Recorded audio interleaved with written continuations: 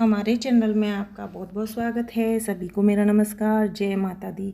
नवरात्रि की आप सभी को ढेर सारी शुभकामनाएं। तो देखिए, इस वीडियो में आज हम बात करेंगे कि हम नवरात्रि व्रत रहे हैं या नवरात्रि व्रत का हमने 5 साल का नियम उठा रखा है, बीच में नहीं छोड़ सकते हैं, 10 साल का नियम है। तो ऐसे बहुत से नियम लोग बना लेते हैं, कुछ लोग बचपन से ही रहते आते हैं। इस बीच अगर हमारे पीरियड्स आ जाती हैं, महिलाओं को दिक्कत होती है मासिक धर्म की, तो इस बीच हमें पूजा कैसे करनी है, कैसे व्रत करना है, व्रत रहना है या नहीं रहना है, किस तरीके से और किस नियमों के साथ हमारा व्रत पूरा होगा, इसी बारे में हम इस वीडियो में बात करेंगे। देखिए, जैसा मैं हर बार आपको वीडियो में बताती हूँ, किसी भी चीज़ का हमारा व्रत होता है, करवा चौथ का होता है या किसी भी चीज़ का व्रत होता है, तो हम अपनी पूजा किसी से करा देती हैं अपने बदले की। या हमारे मासिक धर्म महीने की जो प्रॉब्लम होती है हर महीने, तो हम अपने ठाकुर जी को नहीं छूते हैं, दीपक नहीं जलाते हैं 4-5 दिन, और इस तरीके से हमारे 4-5 दिन कट जाते हैं। 5वें दिन से तो हम पूजा कर लेते हैं, 4 दिन तक आपको पूजा नहीं करनी होती। तो देखिए, हमारे लड्डू गोपाल राधा रानी इस तरीके से बैठी रहती हैं। लेकिन नवरात्रि में होता यह है, जो माता के 9 दिन होते हैं, 9 दिन का विशेष महत्व होता है। इसमें आप चाहें माहवारी से हों, मासिक धर्म, तो चाहें आप पूजा ना करें, लेकिन आपको अपने घर के किसी रिश्तेदार से या किसी घर के लोग से या फिर किसी पंडित को रखकर माता का दोनों टाइम दीपक जलाना पड़ेगा, माता का भोग लगाना पड़ेगा। क्योंकि 9 दिन के लिए माता हमारे घर में आती हैं। तो हम जैसे बाकी ठाकुर जी की सेवा नहीं करते, दीपक नहीं जल पाता, तो यह है कि भगवान जी सब समझते हैं। लेकिन 9 दिन का विशेष महत्व होता है। इसमें ऐसा नहीं कर सकते कि हमें पूजा नहीं करनी और हमने घट स्थापना पहले दिन कर ली, दूसरे दिन हमारे पीरियड्स आ गए, तो अब ये है कि जब 5वां दिन होगा, तो ऐसा नहीं कर सकते। इसमें व्रत तो आप रह सकते हैं, लेकिन आपको किसी भी से पूजा कराकर माता के दोनों टाइम दीपक, अग्यारी और भोग प्रसाद सब कुछ करना पड़ेगा। क्योंकि 9 दिन का विशेष महत्व होता है। इसमें इस तरीके से नियम से आप व्रत रह सकते हैं। देखिए, व्रत की बात कहूँ तो व्रत हमें नहीं छोड़ना है, व्रत हम रह सकते हैं। क्योंकि देखिए, यह एक परिस्थिति है और यह परिस्थिति हर महिला के साथ है और ये कभी भी हो सकती है। तो इसका जो भी दिक्कत है वो हमारे प्रभु को हमें पता है कि हमें ये दिक्कत है, तो व्रत हम नहीं छोड़ सकते, व्रत तो हम रह सकते हैं।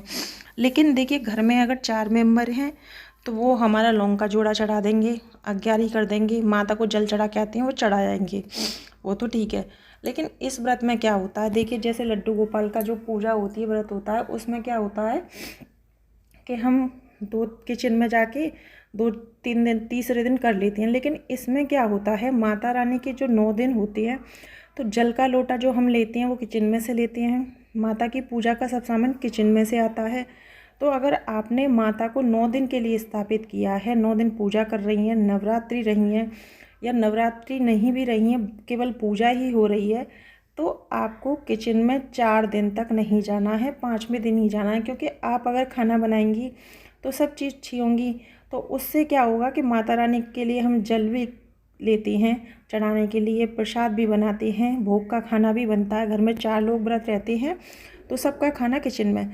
तो इसमें 9 दिन में ये महत्व रखता है कि 9 दिन अगर आपका मासिक धर्म हो जाता है बीच में, तो आपके यहाँ अगर किचन में काम भी कर लेते हैं तो आपको नहीं करना है। क्योंकि माता का 9 दिन किचन में निवास होता है, हमारे रसोई घर में माता निवास करती हैं।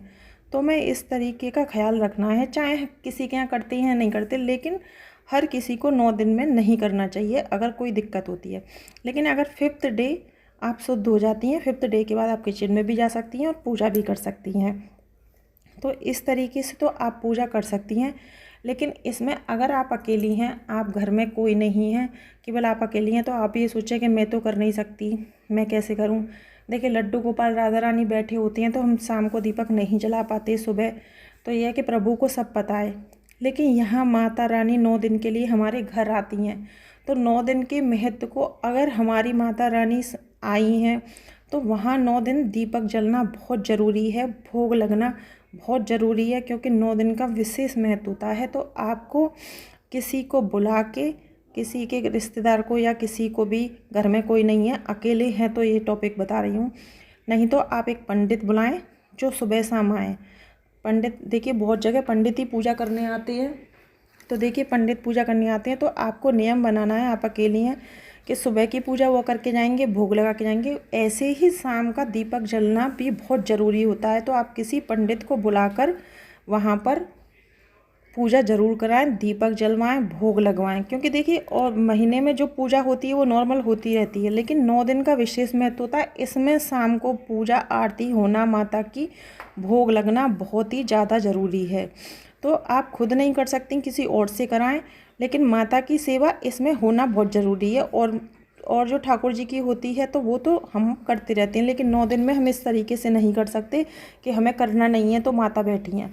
हमें करना नहीं है, लेकिन हमें कराना ज़रूर है, किसी से भी कराना है, रिश्तेदार से या घर के लोग से या फिर किसी पंडित से कहकर, लेकिन हमें सेवा ज़रूर करानी है। व्रत हम रह सकते हैं, लेकिन 4 दिन तक हमें ना किचन में जाना है, ना माता रानी की पूजा में किसी भी चीज़ को छूना है।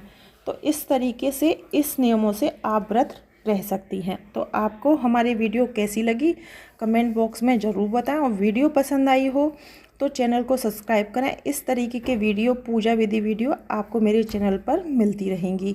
सभी को मेरा